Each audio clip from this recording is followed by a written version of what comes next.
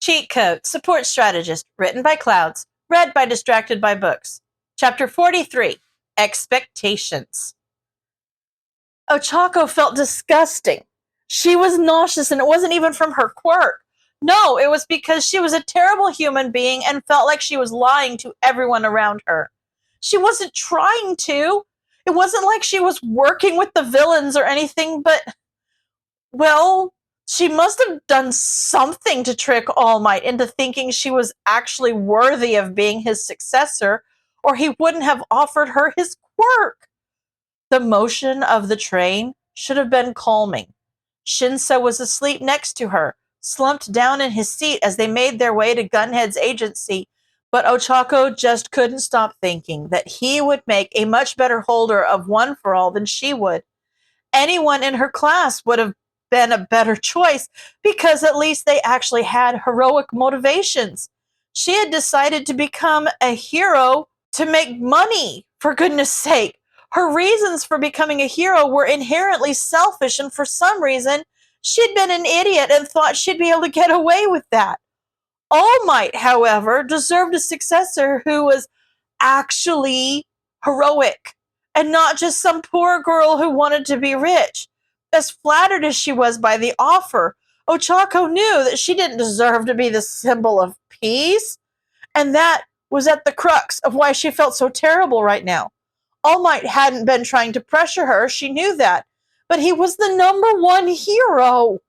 She'd looked up to him her entire life, and here he was giving her the offer of a lifetime, an offer that anyone and their dog would be ecstatic about getting, an offer that she would have been ecstatic about getting if she could just stop feeling like an imposter. Receiving One for All was a once-in-a-lifetime opportunity, and anyone would count themselves lucky to get offered a quirk with unimaginable power, especially from, objectively, the best hero to ever live. How was she supposed to just turn her nose up at that? She didn't want to look ungrateful or presumptuous, like she didn't need All Might's power, and he was the number one hero. So she couldn't just tell him he'd made a mistake in choosing her because he was the symbol of peace and she was just a first-year hero student with no idea what she was doing. All Might didn't make mistakes, and even if he did, she hadn't earned the right to call him out on them. All might have phrased it as a question, but at the same time, it felt like an offer she just couldn't refuse. Ochako hadn't known how to say no, so she hadn't. She vaguely remembered stuttering out an appropriately polite response, but everything had been happening too fast, and the only thing she could do was fall back on being polite to try to hide the way she was panicking inside. One thing led to another, and before she was really able to process what was happening, All Might had given her a piece of his hair to eat, which was, oddly enough, one of the least weird parts of the entire experience, and then it was done. She had All Might's quirk. Ochako had spent every day just trying to keep her head above water. She had felt the unfamiliar power welling up in her a few times so far, but she'd shoved it down in panic every time. She didn't deserve One for All. She shouldn't have ever accepted it, but she just hadn't known what else to do, and now it was too late to take it back. Last night, she'd woken up in the middle of a panic attack and had half drafted an email to All Might trying to convince him to take the quirk back before she'd realized that she didn't even know if that was possible, and even if it was, she probably shouldn't be talking about One for All over email. She didn't know what to do. So instead, Ochako did the only thing she could do and tried to ignore the whole thing. She'd left on her planned internship and tried to put the whole symbol of peace thing out of her mind, thinking that maybe if she just put it off for long enough, it would stop feeling like she was a liar and a fake. It hadn't worked yet, but hey, All Might had chosen her because she refused to give up, so there was always hope for tomorrow, right? The train started slowing down, and Ochako shook Shinso awake. Hey, Shindig, it's our stop. Shinso blinked slowly and blearily sat up. Oh, we're here? Not quite, Ochako giggled. We've still got to walk to the agency. Awesome. Shinso stretched and stood up, grabbing his duffel as the train came to a stop. Well, let's get going. Ochako grabbed her duffel, pushing down One for All again as it tried to rear its head again. Yeah, let's go be heroes. Edgeshot had said that since he mostly operated at night, there was no point in Shoto showing up until the evening. Instead of telling his father that, however, Shoto had packed up like normal, gotten out of the house as soon as he could, and put on a beanie so he could head to Per's murder alley. All right, maybe it wasn't fair to call it her murder alley, considering that it was most likely Shigaraki who had done the murders, but it had a certain ring to it. And Per hadn't scratched him when he told her the joke, so she probably thought it was funny too. His father would probably be furious to know that he was spending most afternoons in a grimy back alley playing space heater to an angry cat, especially since some of those days also included the company of a guy who had quite literally tried to kill All Might. But out of all the ways he could rebel against his old man, Shoto thought this was probably one of the mildest, and it was the bastard's own fault for kicking him out in the first place. Plus, this way at least someone could get some good out of his fire quirk. Hey, girl. Shoto smiled as he bent down, and Per immediately butted into his hand. I brought you some food today. Do you want it? Per screamed at him like the answer should be obvious, which made Shoto laugh. Honestly, part of the reason he'd chosen Edgeshot out of all of his offers was because his patrol route cut fairly close to here, which meant that if he had any free time, he could drop by, and if he didn't, he was already familiar with a lot of the streets and shortcuts, so it wouldn't be as anxiety-inducing as going to someplace completely new. The other major reason, of course, was that Edgeshot was the number 5 hero, which meant that Endeavor wouldn't be able to bully him into rescinding his offer just so that Shoto would be forced to intern with him. It was win-win. He opened one of the cans of cat food that he'd stashed in his bag and smiled when Per let him pet her while she was eating. Actually, a better way to put it was that she made him pet her, considering that every time he'd brought her food in the past, she wouldn't stop screaming at him until he did. But Shoto didn't mind. Honestly, it was more physical contact than he got at home, so he didn't really care if she was picky about it. And he liked to think that it was a sign that she trusted him, since he had read that some animals didn't like to let others near them while they ate out of fear that their food would be stolen.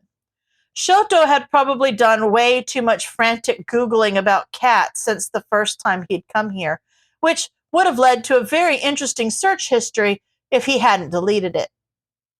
But he felt like he was at least a little more knowledgeable than he had been before. He at least knew that Per wasn't going to kill him, probably. So that was good. And he knew enough to not accidentally kill her, which was even better. When she was done eating, Per spent a few minutes just kneading at his leg before hopping up onto his shoulder and starting to lick at the nape of his neck, the only place his hair wasn't completely covered by his beanie. He wasn't quite sure why she always did that when he came by, but she got angry if he interrupted her, and he didn't really mind, so he just let her do her thing. Eventually, she hopped back down into his lap and purred while he pet her until the sun was ready to set and it was time to go to Edgeshot's agency. Izuku was fairly certain that he and Mei were the only 2 students, including the entire hero course, that had to take a plane to get to their internship. Mei spent the whole flight rambling about how the plane worked and about how all the in-flight technology could be improved, much to the annoyance of their flight attendants.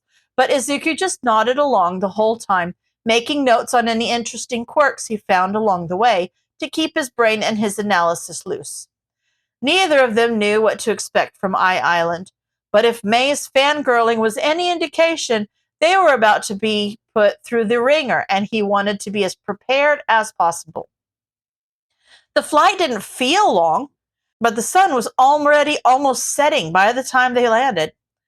May was bouncing with energy as she physically pulled Izuku from the plane, barely remembering to grab their carry-ons. As Izuku laughed, "Don't forget, we have checked baggage too, May-chan." "Oh, I could never forget that."